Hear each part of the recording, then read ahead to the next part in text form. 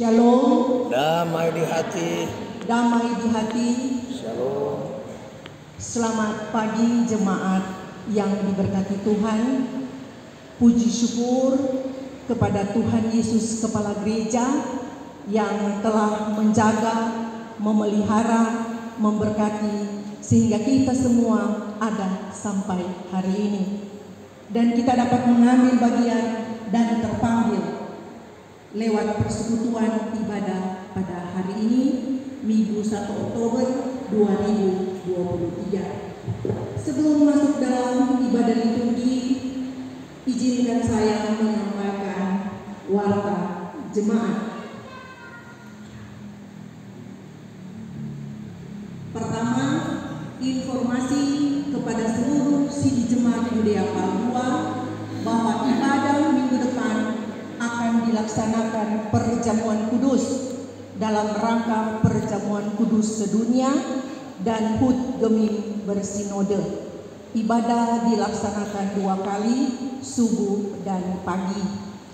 Informasi kedua, ibadah Sabtu berdoa pada hari tanggal Sabtu 7 Oktober 2023 bertempat di gedung gereja jam 5.30 subuh yang akan menjadi kadim Diaken Yani Winerungan Pelsus Kolom 8 dan penanggung jawab wanita kaum ibu.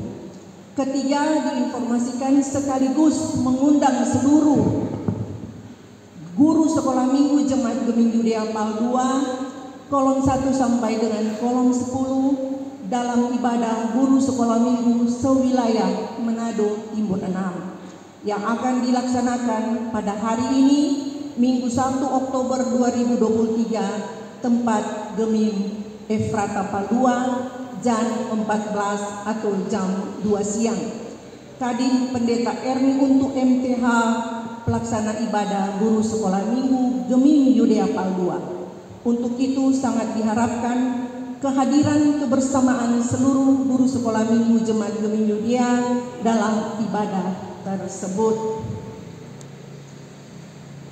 Hasil lomba pesta seni remaja 2023, nama lomba vokal grup seri A band rohani dengan nilai 81,470. Bintang vokalia Taruna Franklin Dubilale Kolomaya 83,920. Bintang vokalia Taruna Claudio Charles Emmanuel Pontono 80,910. Baca Mazmur Lovely Taturu 80,700. Dan kuartet HUT Gemim bersinode ke-89 utusan Jemaat Gemim Yudea Pal 2 mewakili wilayah Manado Timur 6 dengan hasil gol.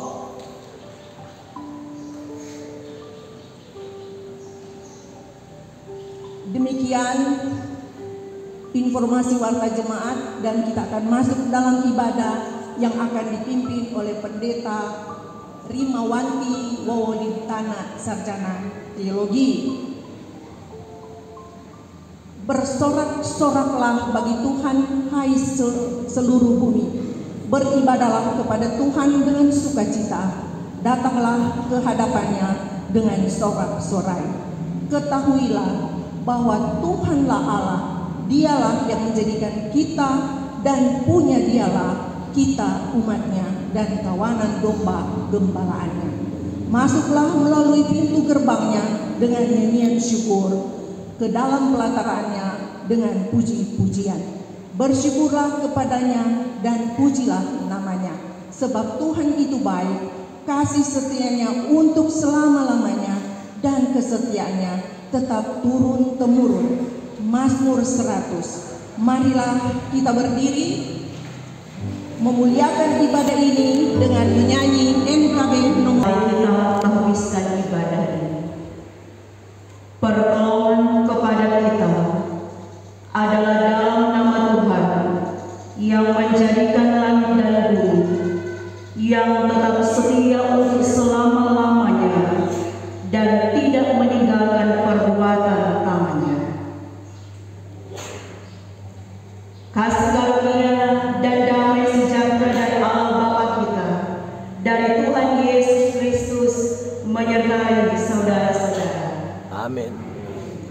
Nats pembimbing Matius 9 ayat 36 berkata, melihat orang banyak itu, tergeraklah hati Yesus oleh belas kasihan kepada mereka, karena mereka lelah dan terlantar seperti domba yang tidak bergembala. Marilah kita merendahkan diri di hadapan Tuhan Allah kita dan mengaku dosa kita kepadanya. Mari berdoa. Ya Bapa di sorga, kami sebagai anak-anak-Mu datang menghadap kekudusan-Mu dalam persekutuan ibadah di pagi hari ini.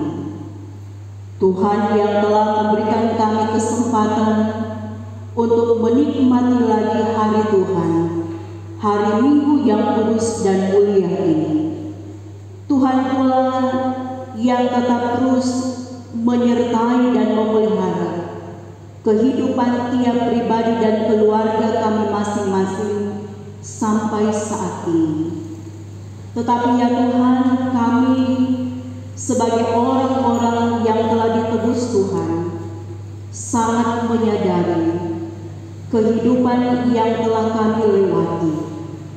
Ada banyak hal yang tidak mendatangkan kami untuk memberikan hati Tuhan Yesus bersukacita, menyenangkan hati dengan melihat segala sikap dan perilaku hidup kami setiap hari yang terkadang tidak sesuai dengan keinginan hati.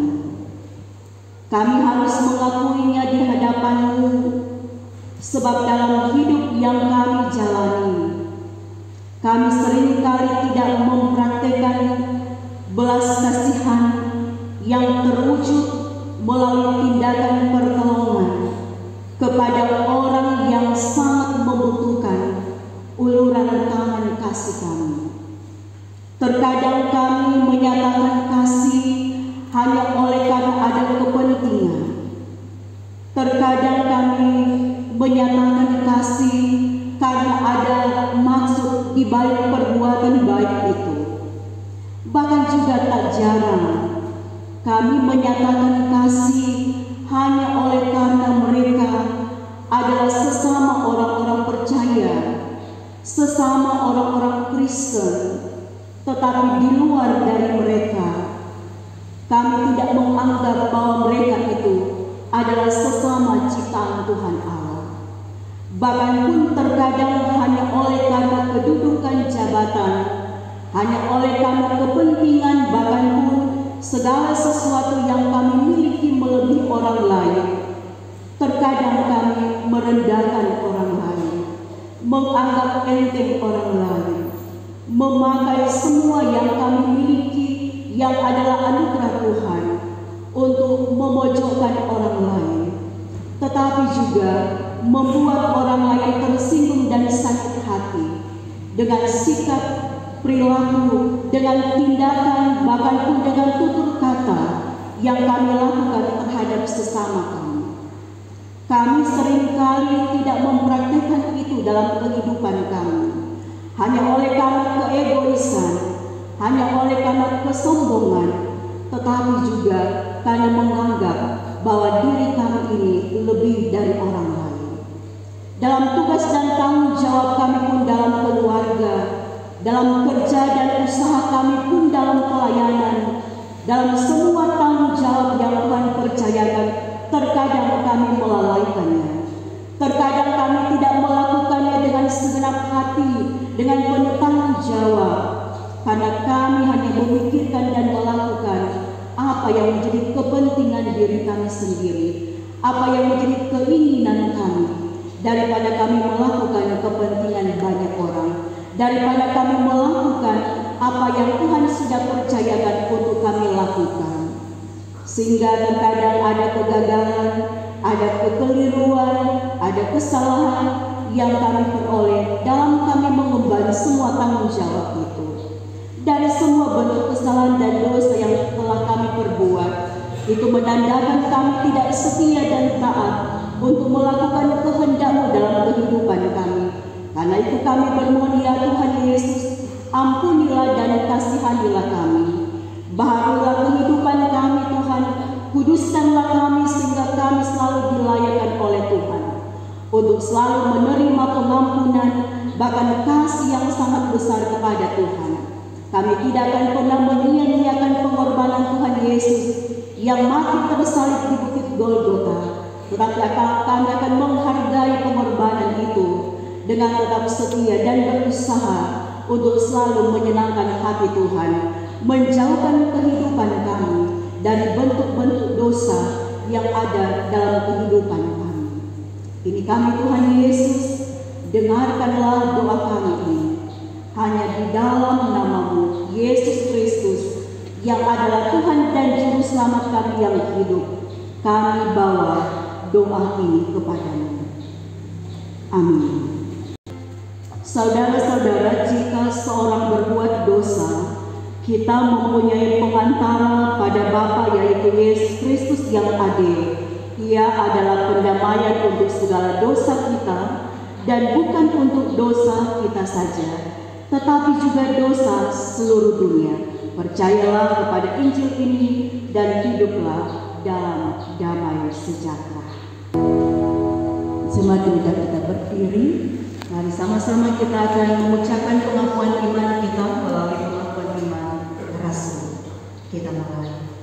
Aku percaya kepada Allah yang Maha Kuasa, hari langit dan bumi, dan kepada Yesus Kristus, Anak yang tunggal Tuhan kita, yang kandung daripada Roh Kudus, lahir dan anak darah Maria, yang menderita di bawah pemerintahan Pontius Pilatus, disalibkan, mati dan dikuburkan, turun ke dalam kerajaan maut, pada hari yang ketiga bangkit pula dari antara orang mati, naik ke surga, duduk di sebelah kanan Allah Bapa yang Maha Kuasa, akan datang dari sana untuk menghakimi orang yang hidup dan yang mati. Aku percaya kepada Roh Kudus, gereja yang kudus dan am, persekutuan orang kudus, pengampunan dosa, kebangkitan dari dan hidup yang kekal. Amin. Jemaat Tuhan yang diberkati, mari kita membaca Keluaran pasal 20 ayat 1 sampai dengan ayat 17 sebagai hukum Tuhan bagi kita.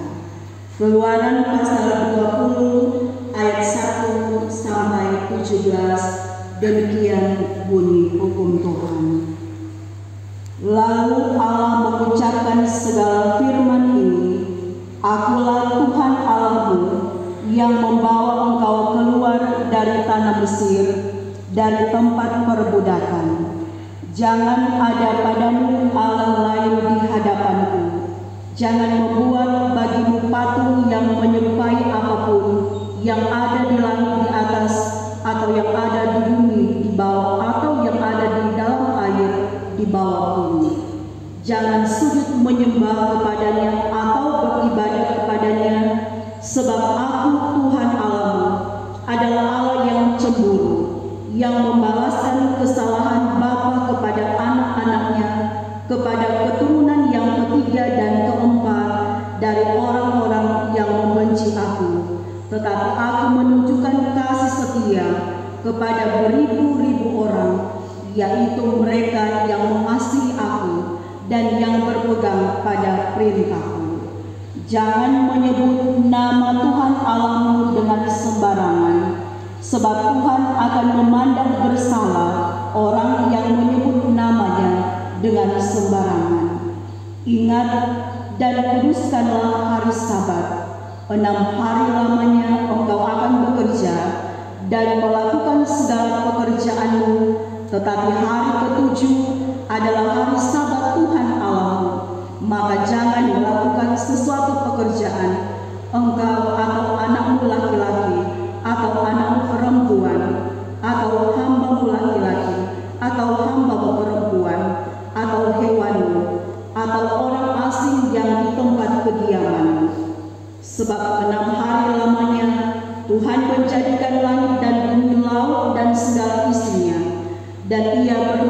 pada hari ketujuh.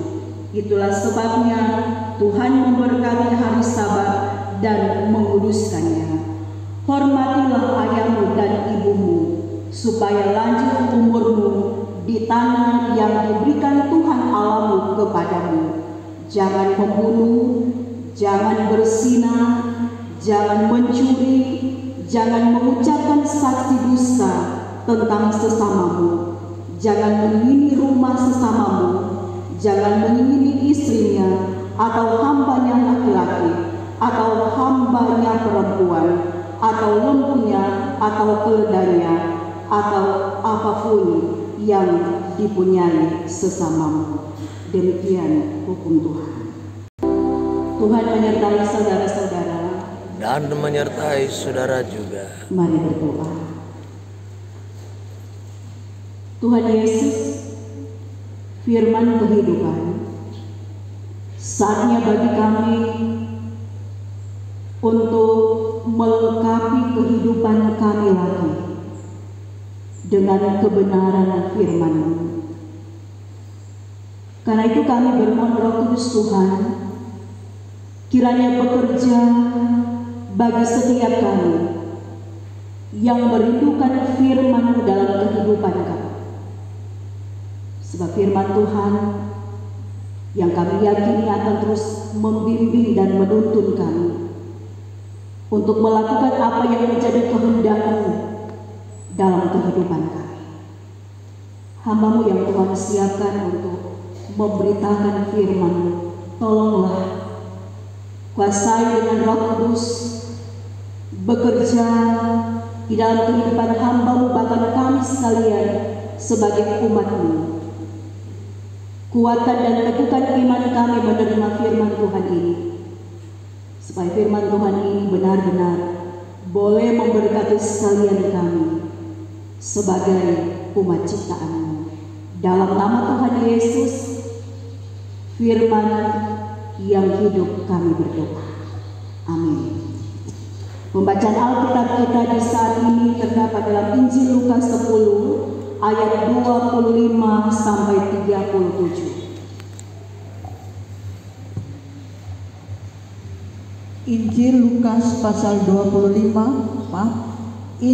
Lukas pasal 10 ayat 25 hingga 37.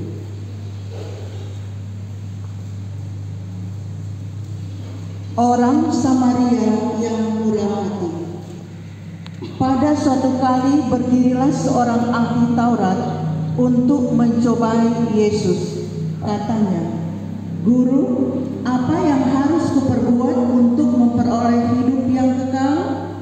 Jawab Yesus kepadanya, "Apa yang tertulis dalam hukum Taurat? Apa yang kau baca di sana?" Jawab orang itu, "Kasihilah Tuhan Allahmu dengan segenap hatimu dan dengan segenap jiwamu dan dengan segenap kekuatanmu dan dengan segenap akal budimu, dan kasihilah sesamamu manusia seperti dirimu sendiri." Kata Yesus kepadanya, "Jawabmu itu benar. Perbuatlah demikian, maka engkau akan hidup." Tetapi untuk membenarkan dirinya, orang itu berkata kepada Yesus, "Dan siapakah sesamaku manusia?" Jawab Yesus, "Adalah seorang yang turun dari Yerusalem ke Yeriko.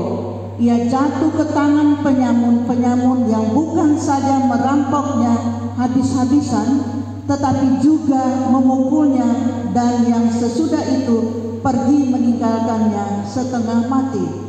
Kebetulan ada seorang imam turun melalui jalan itu. Ia melihat orang itu, tetapi ia melewatinya dari seberang jalan. Dengan demikian juga seorang Lewi datang ke tempat itu. Ketika ia melihat orang itu, ia melewatinya dari seberang jalan. Lalu datang seorang Samaria yang sedang dalam perjalanan ke tempat itu. Dan ketika ia melihat orang itu, tergeraklah hatinya oleh belas kasihan. Ia pergi kepadanya lalu membalut luka-lukanya. Sesudah ia menyiraminya dengan minyak dan anggur, Kemudian ia menaikkan orang itu ke atas keledai tunggangannya sendiri, lalu membawa ke tempat penginapan dan merawatnya. Keesokan harinya ia menyerahkan 2 dinar kepada pemilik penginapan itu. Katanya, rawatlah dia, dan jika kau belanjakan lebih dari ini, aku akan menggantinya waktu aku kembali. Siapakah di antara ketiga orang ini menurut pendapatmu adalah sesama manusia dari orang yang jatuh ke tangan penyamun itu? Jawab orang itu, orang yang telah menunjukkan belas kasihan kepadanya. Kata Yesus kepadanya, pergilah dan perbuatlah demikian. Demikian firman Tuhan.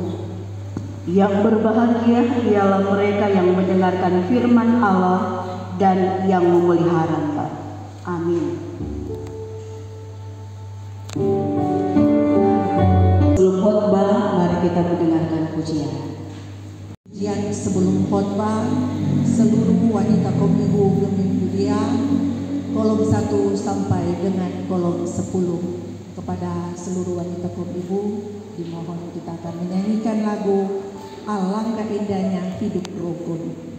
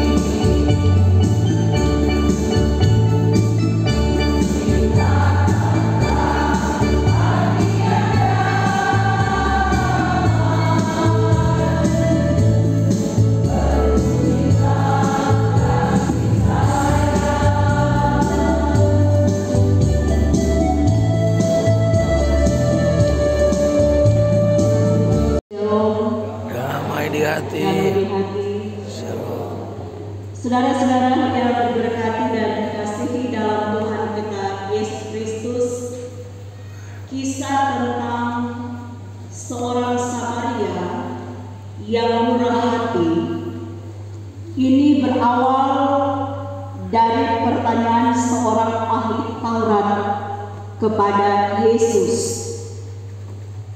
Ahli Taurat ini adalah orang yang memiliki pengetahuan dan ahli menafsir hukum Taurat. Dan ahli Taurat ini selalu melihat bahwa Yesus adalah sebuah ancaman bagi mereka dalam menegakkan hukum-hukum ataupun peraturan-peraturan yang ditetapkan oleh pemerintah Romawi, termasuk di dalamnya dalam mereka menetapkan atau menegakkan hukum Taurat dalam kehidupan orang beriman pada saat itu. Karena itulah ahli-ahli Taurat ini punya banyak cara untuk mencobai Yesus, seperti yang kita baca dalam pembacaan Alkitab kita di saat ini. Ayat 25a dalam firman Tuhan ini, di sana dikatakan, pada suatu kali berdirilah seorang ahli Taurat untuk mencobai Yesus. Ini artinya mau menggambarkan bahwa memang pertanyaan yang ia ajukan kepada Yesus sebenarnya pertanyaan yang ia tidak membutuhkan jawaban. Pertanyaan yang ia ajukan kepada Yesus sebenarnya bukan karena dia tidak mengetahui pertanyaan yang hendak ia ajukan kepada Yesus. Tetapi di sini kita melihat seperti yang dikatakan tadi, bahwa pertanyaan itu hanyalah untuk mencobai Yesus. Dan ahli Taurat ini berpikir ketika Tuhan Yesus keliru untuk memberikan jawaban, maka itu merupakan satu celah baginya untuk menyudutkan Yesus dalam pengajaran Yesus.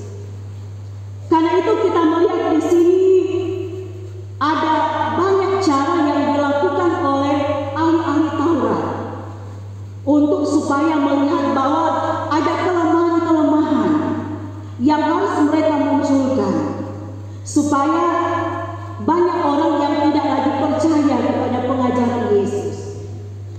Tetapi yang kita lihat dalam pembacaan Alkitab ayat 25b dalam pembacaan Alkitab kita ini, di sini sebenarnya ahli Taurat ini dia sudah mengetahui jawaban dari pertanyaan yang dia ajukan kepada Yesus. Sebab orang yang percaya kepada Tuhan Allah akan memperoleh kehidupan yang kekal. Tetapi saudara-saudara, Yesus sangat mengetahui rencana ataupun cara pikir dari ahli Taurat pada saat itu. Yesus mengetahui bahwa sebenarnya pertanyaan yang diajukan oleh ahli Taurat itu hanya untuk bermaksud mencobai dia. Sehingga Yesus pun memberikan sebuah tanggapan, bukan untuk memberikan suatu pernyataan, tetapi justru dia memberikan tanggapan dari pertanyaan ahli Taurat dengan dia memberikan pertanyaan dalam ayatnya yang ke-26.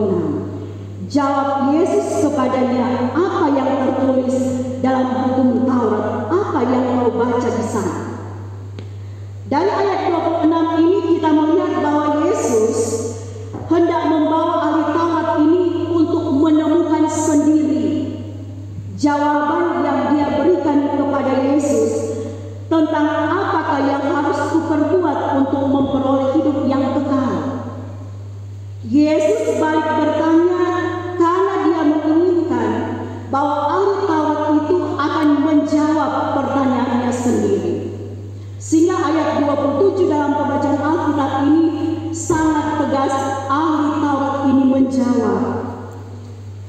Kasihilah Tuhan Allahmu dengan segenap hatimu, dengan segenap jiwamu, dengan segenap kekuatanmu, dengan segenap akal budimu, dan kasihilah sesama manusia seperti dirimu sendiri. Pada ayat 27 ini kita melihat bahwa ahli Taurat ini sangat tahu.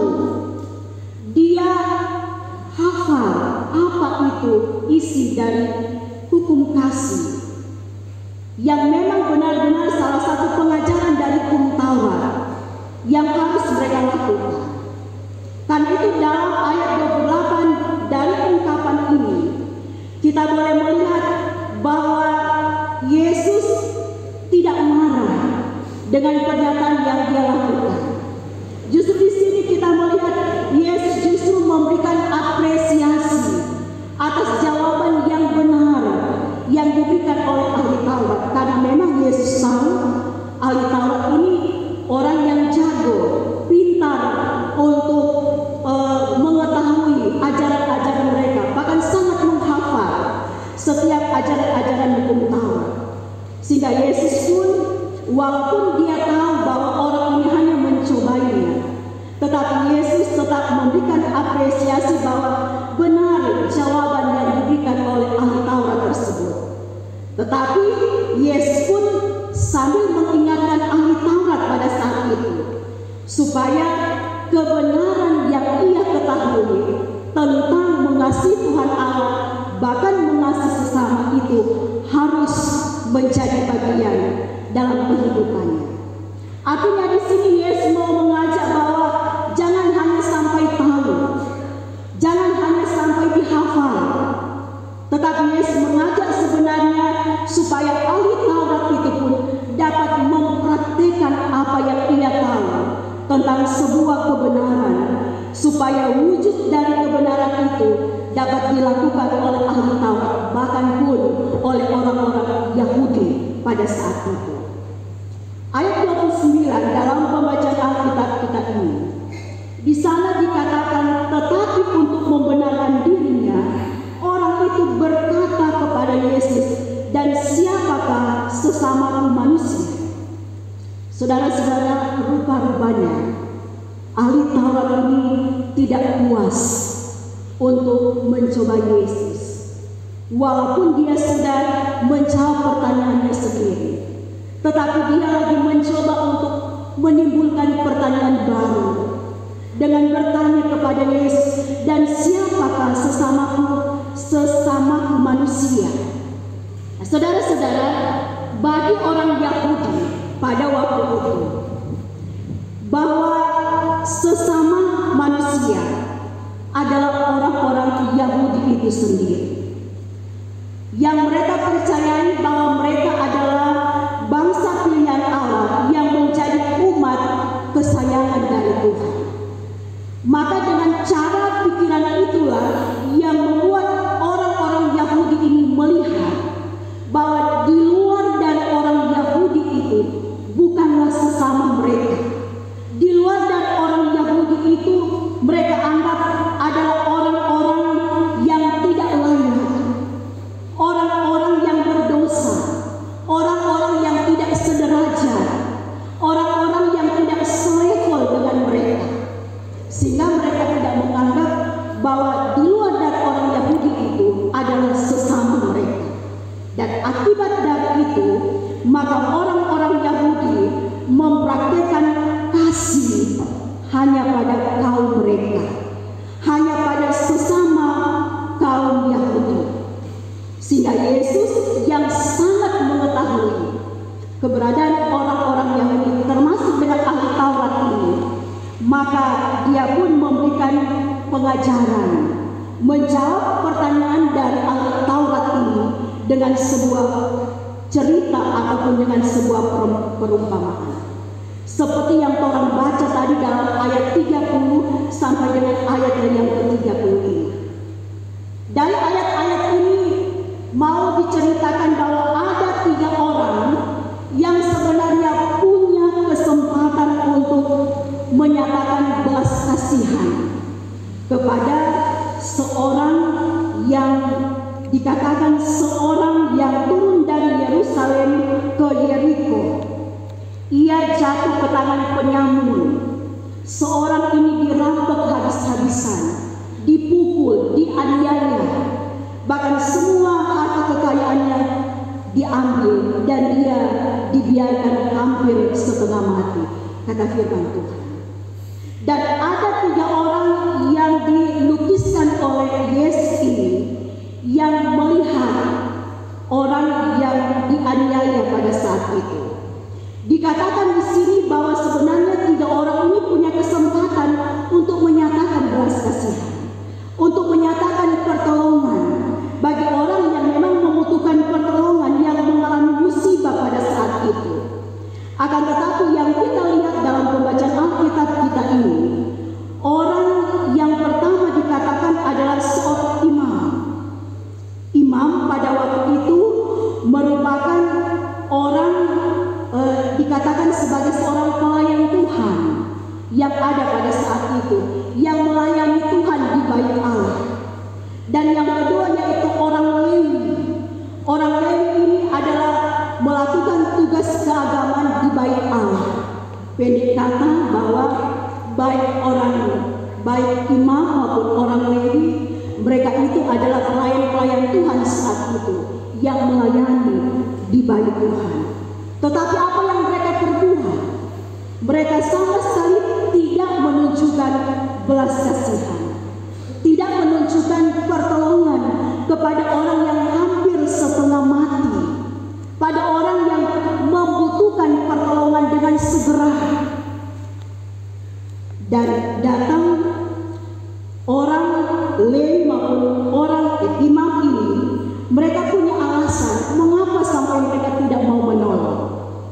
Mereka punya alasan bahwa kalau mereka menolong orang tersebut, mereka takut bahwa mereka akan menyentuh orang yang mungkin pada saat itu sudah mati. Mereka tidak mau menyentuh orang yang sudah mati. Mereka juga tidak mau menyentuh darah dari seseorang. Karena baik imam maupun orang Lewi ini menganggap kalau mereka menyentuh orang yang sudah mati ataupun darah dari orang yang sudah mati, itu berarti mereka dianggap orang yang najis, orang yang tidak tahir lagi, sehingga mereka tidak akan melakukan tanggung jawab mereka di bait Allah. Karena mereka memang pada waktu itu dilarang, dinajiskan untuk mereka menyentuh atau juga menyentuh mayat, menyentuh tubuh atau juga menyentuh darah dari orang yang telah mati. Karena itulah maka mereka tidak menolong. Tetapi dari sini juga kita boleh melihat bahwa memang mereka tidak punya belas kasihan sama sekali. Walaupun itu yang menjadi alasan dari imam maupun orang Lewi yang tidak mau memberikan pertolongan. Padahal mereka itu adalah orang-orang yang disegani, pelayan-pelayan Tuhan yang ada pada saat itu. Tetapi datang pada orang yang ketiga, yaitu orang Samaria. Orang Samaria ini adalah orang yang dianggap oleh orang-orang Yahudi adalah orang-orang yang tidak ada apa-apanya, orang-orang yang disepelekan, orang-orang yang dianggap bahwa orang Samaria ini adalah orang-orang yang berdosa, orang-orang yang najis. Karena itu mereka tidak mau makan bersama-sama dengan orang Samaria dan menganggap orang Samaria ini adalah musuh bagi mereka. Tetapi justru dalam pembacaan Alkitab kita ini kita melihat bahwa justru Yesus menggambarkan orang Samaria yang dianggap oleh orang Yahudi ini bukan apa-apanya, tidak ada apa-apanya. Orang yang direndahkan pada saat itu justru orang yang berdosa, orang yang tidak suci, orang yang mereka anggap tidak layak di hadapan mereka, di hadapan Tuhan.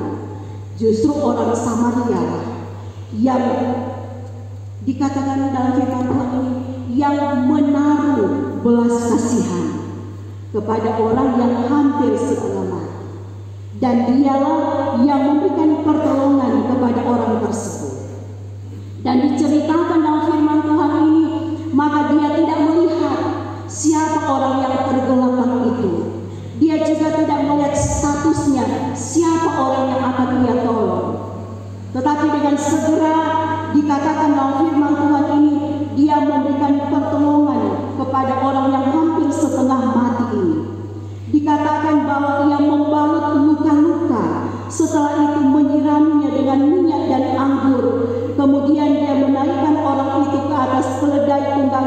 sendiri dan membawanya ke tempat penginapan dan merawatnya.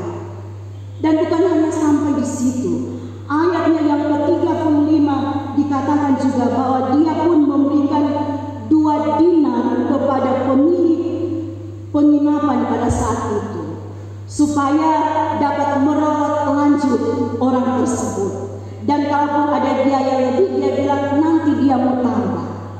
Nah, saudara-saudara yang diberkati dan dikasih dalam Tuhan kita Yesus Kristus, Yesus sebenarnya dengan cerita orang Samaria yang baik hati ini, Yesus dengan memberikan perumpamaan tentang seorang Samaria dengan imam, tetapi juga dengan orang Lewi pada saat itu, sebenarnya dia mau mengkritik sekaligus juga mau merubah cara pikir dari orang-orang Yahudi, termasuk dengan ahli Taurat yang bertanya kepada Yesus, siapakah sesamaku manusia?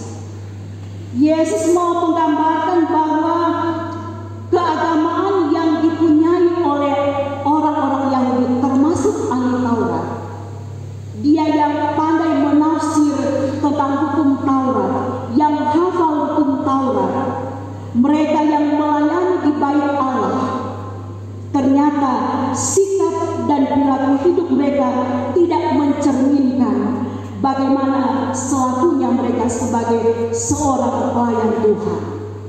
Sikap dan bagaimana kehidupan mereka yang tidak mencerminkan belas kasihan kepada orang yang membutuhkan akan pertolongan. Karena itu dari sini sebenarnya Yesus mau mengatakan bahwa sia-sialah keagamaan yang mereka miliki, sia-sialah semua yang mereka lakukan di bait Allah, jika kehidupan mereka tanpa belas kasihan kepada orang yang membutuhkan pertolongan. Saudara-saudara yang diberkati dalam Tuhan, Tuhan Allah tidak berkenan kepada orang-orang yang demikian. Sebab itu kata firman Tuhan, iman tanpa perbuatan adalah sia-sia. Demikian juga dengan kita semua, sebagai orang-orang yang terpanggil, sebagai orang-orang yang menyebut diri kita ini sebagai orang-orang yang percaya kepada Tuhan Yesus. Kita pun kiranya terpanggil untuk berperilaku mencerminkan pengenalan kita akan Tuhan Allah dalam kehidupan kita, untuk senantiasa kita memiliki hati yang berbelas kasihan untuk memberikan pertolongan kepada orang-orang yang benar-benar membutuhkan pertolongan kita. Bila kita acuh tak acuh, bila kita cuek, bila kita gagal untuk mempraktikkan rasa belas kasihan kita, pertolongan kita kepada orang lain yang hidupnya sangat membutuhkan kehidupan kita, maka sia-sialah kehidupan beriman kita. Tidak ada gunanya kita gagal untuk menjadi pengikut-pengikut Kristus yang sejati. Tetapi itu akan menghalangi juga kehidupan kita sebagai orang-orang percaya untuk menerima berkat-berkat dari Tuhan. Saudara-saudara yang diberkati dan dikasih dalam Tuhan kita Yesus Kristus, dari firman Tuhan kita ini, ayat 36 dan ayat 37 dalam pembacaan Alkitab ini, Yesus balik bertanya kepada ahli Taurat, dan ahli Taurat menjawab dengan tepat dan benar. Karena itu Yesus pun memberikan ketegasan, sekaligus dia juga mengingatkan ahli Taurat pada saat itu, supaya apa yang telah ia perkatakan, apa yang telah ia jawab, bahwa sesamanya itu adalah orang yang telah menunjukkan belas kasihan kepadanya. Itu berarti Yesus berjawab, pergilah dan perbuatlah demikian. Ungkapan Yesus ini sebenarnya mau merubah cara pikir ahli Taurat, bahkan juga orang-orang Yahudi, supaya mereka dapat memiliki belas kasihan kepada sesama, dan mereka juga tidak akan menganggap remeh, tidak akan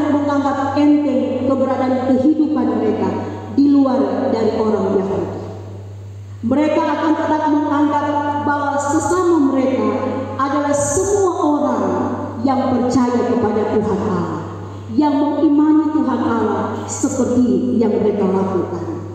Dan ini juga memberikan sebuah pemahaman bagi ahli Taurat bahwa Yesus sendiri sebenarnya mau mengingatkan mereka supaya apa yang mereka ketahui tentang hukum Taurat itu kiranya akan mereka praktekkan secara nyata dalam kehidupan mereka sebagai orang-orang percaya. Saudara-saudara yang diberkati dalam Tuhan, dari firman Tuhan ini ada beberapa hal yang boleh menjadi perenungan bagi saudara-saudara dan saya. Yang pertama, sebagai orang-orang yang percaya kepada Tuhan Allah, kita yang telah mengetahui, kita yang telah menerima kebenaran firman Tuhan sampai saat ini, kiranya firman Tuhan itu akan tetap terus boleh menjadi bagian dalam kehidupan kita. Artinya, orang-orang percaya yang mengaku beriman Yesus, orang akan tetap terus terpanggil untuk mengasihi Tuhan Allah kita, dan juga akan terus terpanggil untuk mengasihi sesama kita.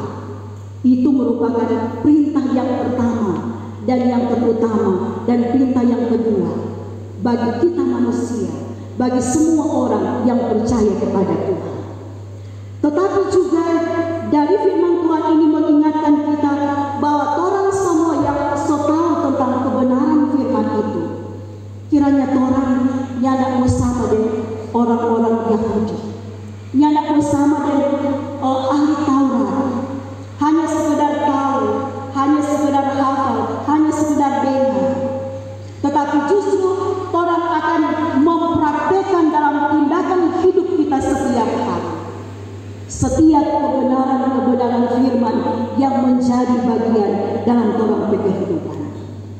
Sebab saudara-saudara, apa gunanya orang percaya kepada Allah dalam Yesus, dan apa gunanya orang mengetahui semua kebenaran firman Tuhan untuk orang ketahui, untuk orang hafal ayat-ayat firman Tuhan dalam Alkitab, tetapi tidak pernah menyatakan firman Tuhan itu dalam kehidupan nyata kita setiap hari.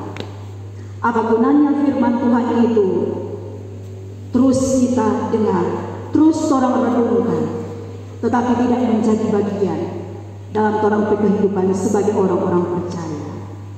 Kita harus ingat bahwa kita yang percaya kepada Tuhan, kita yang setia, kita yang taat, kita yang mau hidup selalu berkenan kepada Tuhan, orang harus menampakkan sikap dan perilaku hidup kita yang benar-benar sesuai dengan apa yang Tuhan Allah mau, bukan sesuai dengan apa yang menjadi keinginan kita, sehingga hasil kehidupan yang sejati itulah yang akan kita tuai di akhir kehidupan kita nanti.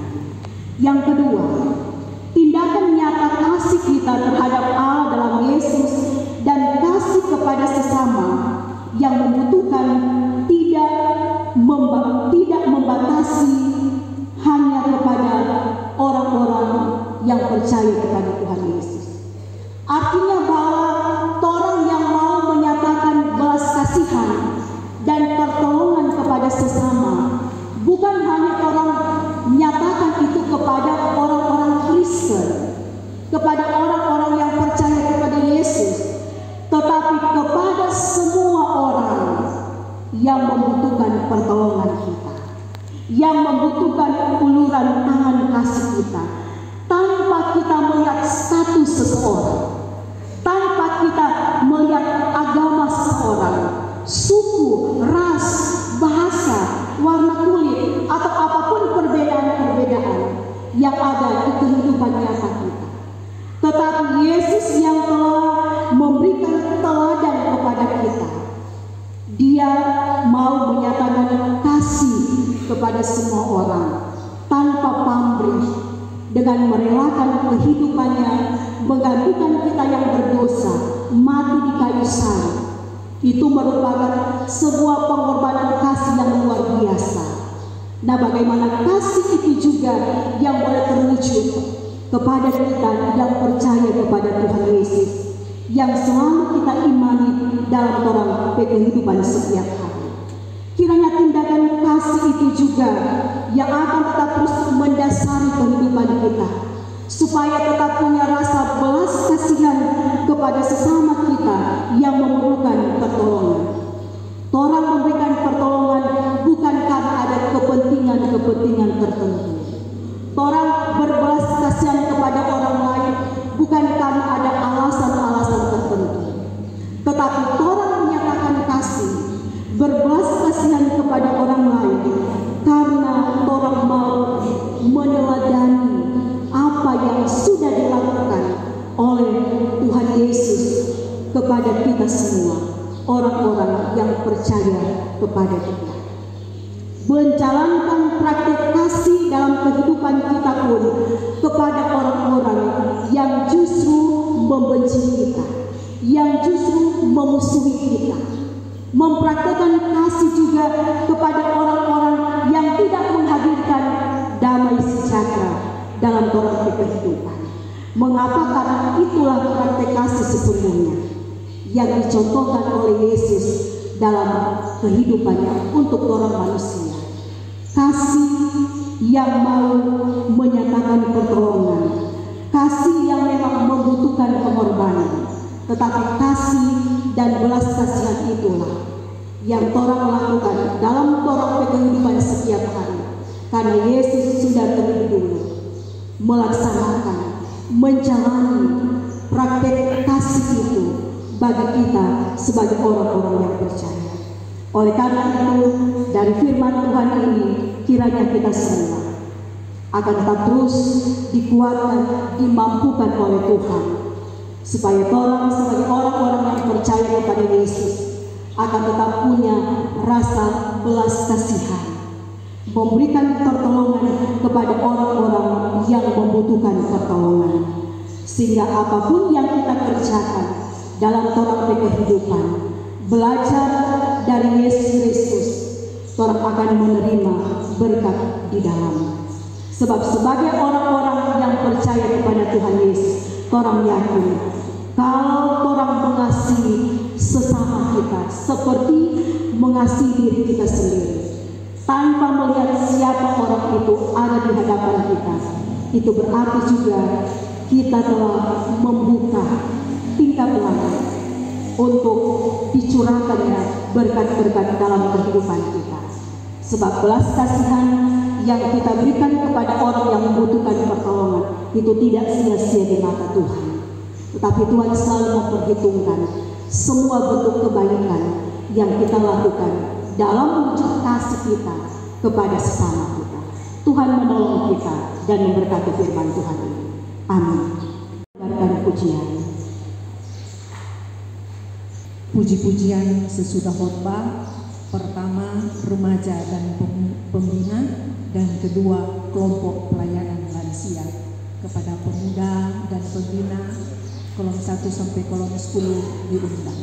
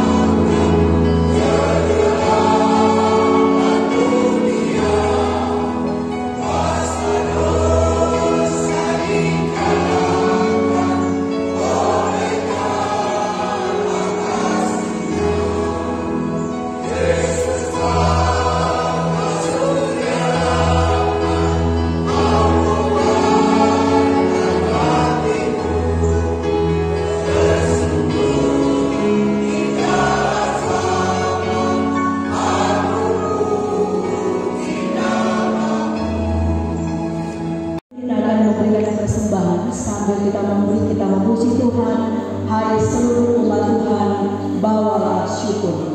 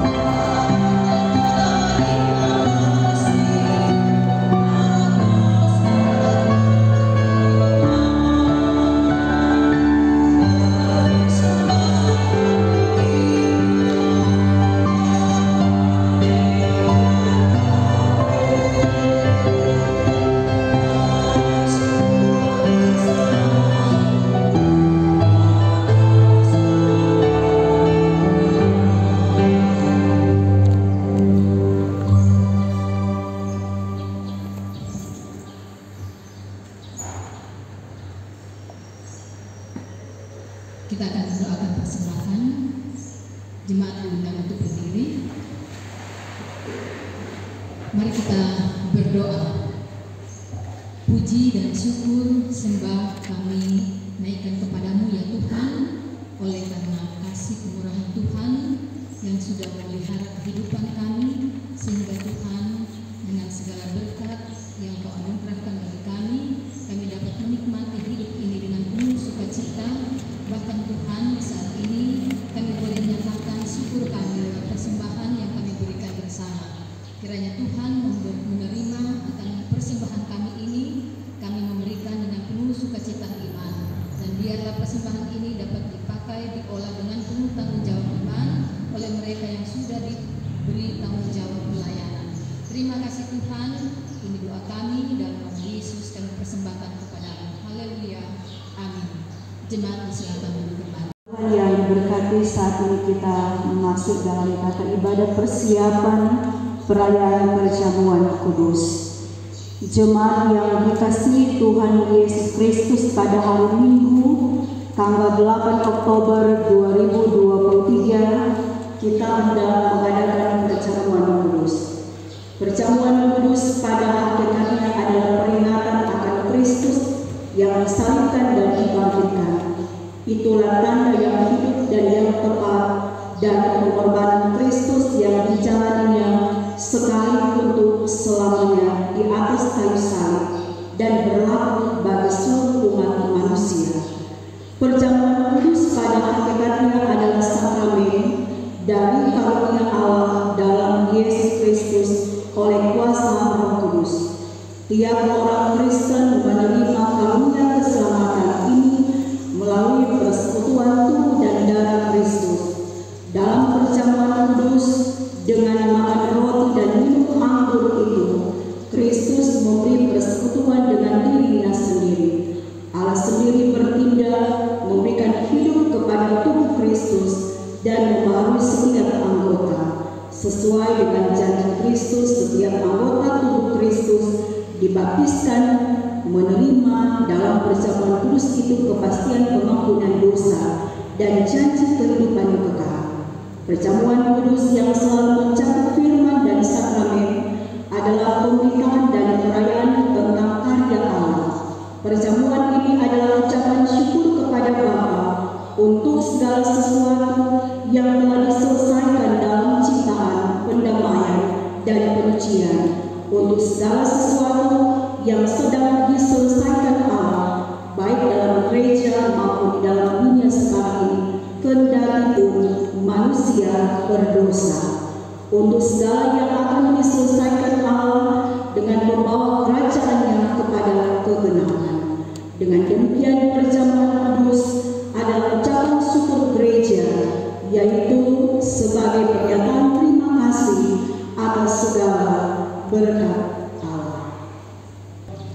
Dengarkanlah firman Tuhan yang di dalamnya tertulis hal-hal yang tidak wajar dalam merayakan perjamuan kudus. 1 Korintus 11 ayat 17 sampai 32. Dalam peraturan-peraturan yang berikut aku tidak dapat memuji kamu, sebab pertemuan-pertemuan yang tidak mendatangkan kebaikan tetapi mendatangkan keburukan. Sebab pertama-tama aku mendengar bahwa apabila kamu berkumpul sebagai jemaat ada perpecahan di antara kamu, dan hal itu sedikit banyak aku percaya. Sebab di antara kamu harus ada perpecahan supaya nyata nanti siapa di antara kamu yang tahan puji. Apabila kamu berkumpul, kamu bukanlah berkumpul untuk makan perjamuan Tuhan, sebab pada perjamuan itu tiap-tiap orang memakan dahulu makanannya sendiri, sehingga yang seorang lapar dan yang lain mabuk. Apakah kamu tidak mempunyai rumah sendiri untuk makan dan minum? Atau maukah kamu menghinakan jemaat Allah dan memalukan orang-orang yang tidak mempunyai apa-apa? Apakah yang dikatakan kepada kamu? Memuji kamu? Dalam hal ini aku tidak memuji. Sebab apa yang telah kuteruskan kepadamu telah aku terima dari Tuhan, yaitu bahwa Tuhan Yesus pada malam waktu ia diserahkan mengambil roti, dan sesudah itu ia mengucap syukur atasnya. Ia memecah-mecahkannya dan berkata, inilah tubuhku yang diserahkan bagi kamu, perbuatan ini menjadi peringatan akan aku. Demikian juga ia mengambil cawan sesudah makan lalu berkata, cawan ini adalah perjanjian baru yang dimeteraikan oleh darahku. Perbuatan ini setiap kali kamu meminumnya menjadi peringatan akan aku. Sebab setiap kali kamu makan roti ini dan minum cawan ini, kamu memberitakan kematian Tuhan sampai Dia datang. Jadi barang siapa dengan cara yang tidak layak makan roti dan minum cawan Tuhan, ia berdosa terhadap tubuh dan darah Tuhan. Karena itu hendaklah tiap-tiap orang menguji dirinya sendiri, dan baru sesudah itu ia makan roti dan minum dari cawan itu. Karena barang siapa makan roti dan minum tanpa mengakui tubuh Tuhan, ia mendatangkan hukuman atas dirinya. Sebab itu banyak di antara kamu yang lemah dan sakit, dan tidak sedikit yang meninggal. Kalau kita menguji diri kita sendiri, hukuman tidak menimpa kita. Tetapi kalau kita menerima hukuman dari Tuhan, kita dididik supaya kita tidak akan dihukum bersama-sama dengan dunia. Janganlah hal-hal yang demikian atau hal-hal lain yang tidak wajar terjadi di tengah-tengah kita merayakan perjamuan kudus. Kudus, kudus, kuduslah Tuhan. Oleh sebab itu harus kita kudus. Hendaklah semua orang kudus datang pada perjamuan kudus, tetapi yang tidak, biarlah mereka bertobat. Maranatha, datanglah ya Tuhan kami. Kepada anggota sidang jemaat yang hendak merayakan perjamuan kudus, diundang berdiri. Kepada saudara-saudara anggota tubuh Kristus yang hendak merayakan perjamuan kudus, kami bertanya, apakah saudara-saudara mempersiapkan diri untuk merayakan perjamuan kudus dalam kepercayaan kepada Allah Bapa yang Maha Kuasa halik langit dan bumi, dan kepada Yesus Kristus Anak Allah yang tunggal Tuhan kita, dan kepada Roh Kudus? Apakah saudara-saudara mempersiapkan diri dengan mentaati petunjuk-petunjuk firman Tuhan supaya perjamuan kudus dirayakan dengan kehendak Yesus Kristus, Tuhan dan Juru Selamat kita? Apakah jawab saudara-saudara? Iya, dengan segenap hati. Amin. Tuhan menolong kita semua. Disilakan. Tuhan menyertai saudara-saudara Dan menyertai saudara juga. Mari berdoa.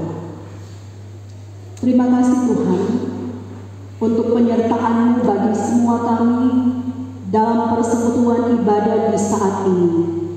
Kiranya kebenaran firman Tuhan yang boleh diperdengarkan di saat ini memampukan kami semua untuk benar-benar dapat menyatakan itu, dapat mewujud nyatakan itu dalam sikap dan perilaku hidup kami sebagai orang-orang yang mengaku percaya kepada Tuhan Yesus. Kiranya kami dipakai oleh Tuhan selagi kami masih diberikan kesempatan hidup oleh Tuhan untuk menjadikan kehidupan pribadi kami sebagai pelopor menghadirkan belas kasihan dan pertolongan dimanapun kami berada bagi sesama kami yang membutuhkan pertolongan. Sebab dengan demikian, sebagai orang-orang yang percaya kepada Tuhan, kami telah melakukan apa yang telah diteladankan oleh Yesus sebagai Tuhan dan Juru Selamat dalam kehidupan kami. Sebab setiap orang percaya akan dikenal sebagai murid-murid Yesus ketika kami sebagai orang percaya hidup di dalam kasih. Kasih kiranya selalu akan tetap terus menjadi bagian dalam kehidupan setiap kami, tanpa kami membatasi setiap perbedaan-perbedaan yang ada di antara kami. Tetapi biarlah rasa belas kasihan seperti seorang Maria yang murah hati itu akan menjadi bagian dalam kehidupan kami di masa kini, bahkan di masa yang akan datang. Bapa Surgawi, kami mengucap syukur ketika Tuhan juga telah mengantar kami ada dalam persekutuan saat ini. Karena itu Bapa, hamba berdoa, biarlah Tuhan Yesus yang tetap memberkati setiap kami sebagai umat-Mu yang boleh beribadah di saat ini. Engkau yang sangat mengenal setiap kehidupan pribadi, bahkan pun keluarga kami masing-masing. Kami bermohon Tuhan, Engkau selalu hadir di tengah-tengah kehidupan keluarga kami. Beri kami sehat kuat, umur panjang, beri kami keberhasilan dalam hidup berumah tangga, dalam pekerjaan, dalam usaha. Engkau juga Tuhan yang selalu menciptakan ada kehidupan yang harmonis, rukun dan damai di antara sesama anggota keluarga kami. Karena kami percaya dalam hidup rukun dan damai, di sana Tuhan Allah memerintahkan berkat-berkat-Nya. Bapa Surgawi, Engkau juga yang tetap terus memberkati kami supaya dalam kehidupan keluarga kami tetap dapat saling mempraktikkan kasih satu dengan yang lain. Bahkan tugas dan tanggung jawab kami sebagai orang tua yang diberikan kepercayaan oleh Tuhan untuk ada anak-anak dalam kehidupan keluarga kami, mampukan kami supaya tetap dapat memberikan teladan yang baik dalam bertutur kata, dalam bertindak, dalam berpikir sesuai dengan kehendak Tuhan. Setiap ajaran kami selalu menyukakan hati Tuhan, dan kami pun sebagai orang tua dimampukan Tuhan dapat melaksanakan itu semua seturut dengan kehendak-Mu. Beri kami ketabahan, beri kami kesabaran ekstra, supaya semua tanggung jawab kami dapat kami lakukan. Bagi kehidupan anak-anak kami terus diberkati oleh Tuhan. Mereka boleh menjadi anak-anak yang baik, anak-anak yang terus menghormati, menghargai orang tua.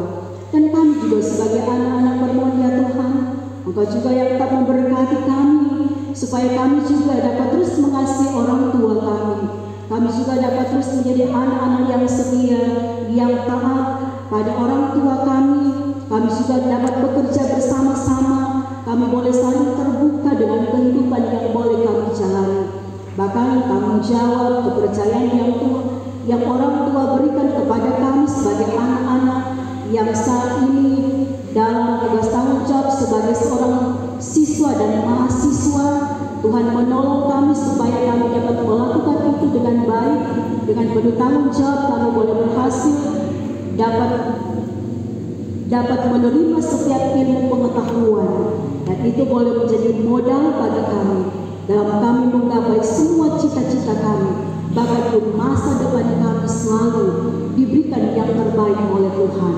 Kami juga sebagai anak-anak yang sudah bekerja dengan profesi kami masing-masing, Tuhan yang akan menolong memampukan kami supaya kami juga dapat melakukan tanggung jawab kami itu dengan baik, dan kami tetap terus menghadirkan Yesus yang sudah memberikan kami pekerjaan. Pun kami anak-anak yang masih berusaha untuk mencari pekerjaan setelah kami menyelesaikan studi kami, bukakanlah jalan kepada kami Tuhan. Tolonglah kami, di balik kami selalu berusaha, berupaya untuk mencari pekerjaan sesuai dengan apa yang Tuhan berikan kepada kami. Dan kami yakin bahwa ketika kami terus berusaha, kami terus memohon kepada Tuhan, maka ada waktu Tuhan untuk menjawab semuanya itu untuk kami. Bapa Sorgawi, buatlah kehidupan anak-anak remaja, anak-anak pemuda yang ada di Jemaat Yulia Paldua semakin diberkati oleh Tuhan Yesus, semakin mengasihi Tuhan Yesus, dan itu yang akan mereka praktekkan dalam cara hidup mereka, yang tetap hidup selalu takut akan Tuhan. Pergaulan hidup mereka diberkati, dikuduskan Tuhan.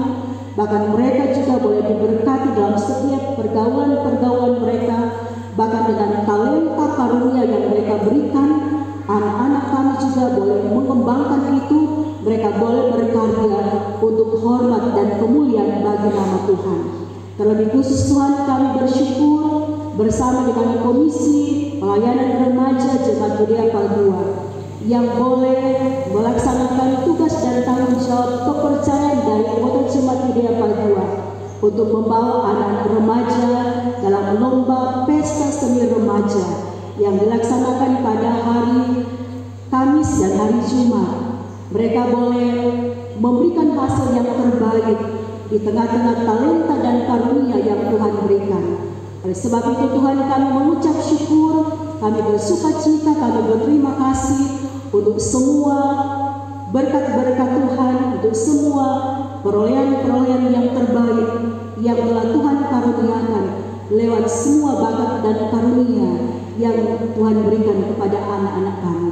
Kiranya anak remaja kami terus semakin berkembang, mereka dapat semakin memakai talenta karunia yang mereka butuhkan, yang diberikan kepada Tuhan kepada mereka, supaya itu pula yang akan membawa mereka untuk senantiasa memuliakan Tuhan lewat karunia yang mereka miliki.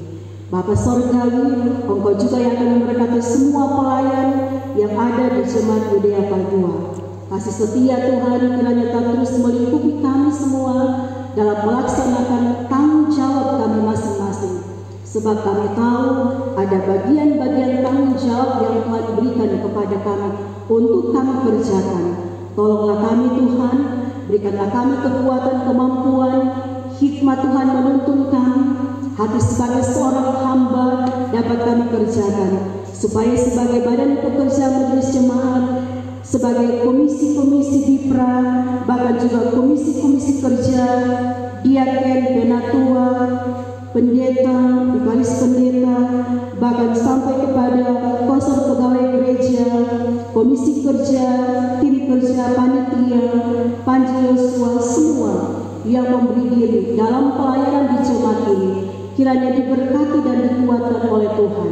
Tuhan pakai setiap kami yang memberi diri untuk ada dalam pelayanan di jemaat ini, dapat mengerjakan itu semua dengan baik, dan kami akan selalu bekerja bersama-sama dengan semua jemaat yang kami layani, dengan sukacita, dengan semangat yang Tuhan anugerahkan, supaya setiap program-program pelayanan itu boleh kami kerjakan, sebab ada topangan, ada dukungan dari semua anggota jemaat yang boleh dilayani di tengah-tengah jemaat ini. Bangsa dan negara kami juga terus diberkati oleh Tuhan dalam menjalani berbagai tugas dan tanggung jawab pemerintah yang ada di dalamnya. Kami yakin Tuhan yang memakai mereka untuk menjadi alat Tuhan di tengah-tengah kehidupan berbangsa dan bernegara. Karuniakan hikmat surgawi, apalagi mereka sebagai anak-anak Tuhan yang mengimani Tuhan Yesus, yang saat ini dipercayakan untuk duduk dalam pemerintah-pemerintah yang ada. Tolonglah mereka, campur tangan Tuhan senantiasa Tuhan hadirkan bagi mereka, supaya berbagai kebijakan-kebijakan boleh mereka ambil dan itu dapat mereka lakukan, supaya dapat terus mensejahterakan kehidupan bermasyarakat, baik bermasyarakat di tengah-tengah kehidupan kami, baik yang pemerintah kami ada di provinsi, pemerintah kami yang ada di Kota Manado, sampai di kelurahan desa, sampai yang ada di lingkungan yang ada, semuanya diberkati oleh Tuhan. Bapak Surgawi, kami juga berdoa untuk mereka yang saat ini bergumul dalam kesakitan yang mungkin ada di rumah sakit ataupun dirawat di rumah masing-masing. Pertolongan Tuhan kiranya senantiasa menjadi bagian mereka yang menderita dalam kesakitan. Teguhkan iman mereka supaya mereka tidak putus asa, tetapi mereka tetap percaya Tuhan Yesus tetap menjadi penolong satu-satunya di tengah penderitaan sakit yang mereka alami, sehingga mereka dapat melihat dengan iman mereka dapat menyelamatkan mereka, dengan iman yang mereka miliki juga dapat membuat mujizat Tuhan terjadi di tengah-tengah kehidupan mereka yang bergumul dengan kesakitan. Beban-beban pergumulan yang lainnya juga kami serahkan sepenuhnya ke dalam tangan Tuhan. Ketika kami selalu berseru dan berserah, kami yakin bahwa pertolongan Tuhan datang tepat pada waktunya, sehingga semakin menguatkan iman percaya kami kepada Tuhan, bahwa Tuhan selalu setia hadir dan ada di setiap musim kehidupan kami. Bapak Surgawi, kami berdoa untuk saudara-saudara kami yang boleh mengucap syukur karena boleh merayakan hari ulang tahun pribadi dari tanggal 25 Desember sampai tanggal 1 Oktober, pun keluarga yang merayakan ulang tahun pernikahan. Bapak Stay, tamu Tuhan, adik Giorgio, Dondo Kambe, saudari Stefani Kalengkongan, saudara Patrick Manabung, saudara Brenda Sigar, Ibu Yeni Rumokoy, saudara Brian Rompas, Ibu Dina Tumanduk, saudara Clay Bolu, Ibu Antoneta Pangandahe, Ibu Elsie Rantung, Ibu Ferli Manopo, Ibu J. Eman, Ibu Cynthia Lumentut, Ibu Hedianti, saudara Alfa Pantahari, Ibu Daisy Mandar, Bapak Seni Poli, Bapak Soleman Kanti, Ibu Nani Kalea, saudara Tania Singari, saudara Timothy Sumarau, keluarga Silani Tumandu, keluarga Moni Wenas, keluarga Mantik Silani, keluarga Arwan Kalalo, keluarga Hertoni Rumayar, keluarga Tempomona Pangandahe. Kiranya sukacita mereka diberkati oleh Tuhan, dan hari-hari kehidupan pribadi, hari-hari kehidupan rumah tangga mereka terus ada selalu dalam pandangan Tuhan. Tuhan yang berkati perjalanan kehidupan mereka dalam kehidupan setiap hari pribadi maupun kehidupan berumah tangga, selalu menikmati sukacita yang berasal dari Tuhan sendiri. Terima kasih Bapak Surgawi, seluruh keberadaan kehidupan semua kami yang boleh beribadah yang boleh berdoa di saat ini. Kami serahkan sepenuhnya ada dalam tuntunan tangan pengasihan-Mu. Ini doa permohonan dan syukur kami kepadamu Tuhan. Kami bawa kepadamu hanya di dalam nama Yesus yang mengajar kami berdoa bersama. Bapa kami yang di sorga, dikuduskanlah nama-Mu. Datanglah kerajaan-Mu. Jadilah kehendak-Mu di bumi seperti di sorga. Berikanlah kami pada hari ini makanan kami yang secukupnya, dan ampunilah kami akan segala kesalahan kami, seperti kami juga mengampuni orang yang bersalah pada kami. Dan jangan membawa kami ke dalam pencobaan, tetapi lepaskan kami daripada yang jahat. Karena Engkau yang punya kerajaan dan kuasa dan kemuliaan sampai selama-lamanya. Amin. Mari kita berdiri, kita akan untuk ibadah ini dengan pujian Tuhan mengampuni. Terimalah berkat Tuhan dan pergilah dengan selamat. Tuhan memberkati dan melindungi saudara-saudara. Tuhan menyinari dengan wajah-Nya dan memberi saudara-saudara kasih karunia. Tuhan menghadapkan wajah-Nya kepada saudara-saudara dan memberi saudara-saudara damai sejahtera. Demikianlah kita semua telah mengikuti ibadah di siang hari ini, dan atas nama DPJ Pelsus Komisi Peradan Jemaat menyampaikan terima kasih kepada Kadin, Ibu Pendeta Bundawati Wawita Sarjana Teologi.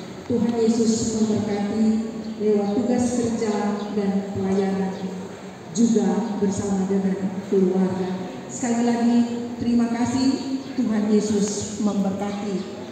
Pada petugas LCD, Prokantor, Kiboris, Pegawai Gereja, Kostor, Panji Yosua, puji-pujian wanita kaum ibu, remaja dan pembina, lansia, diucapkan terima kasih. Tuhan Yesus memberkati.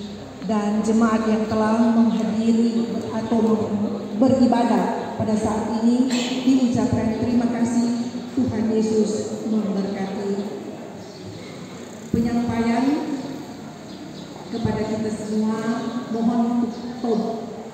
mohon bisa membeli untuk menunjang pelayanan pemuda-pemudi kita yang telah menjual, yang akan menjual satu paket sate seharga 50.000 di depan gereja kita. Mohon kepada kita semua untuk dapat membantu pelayanan pemuda-pemudi kita. Tuhan Yesus memberkati kita semua.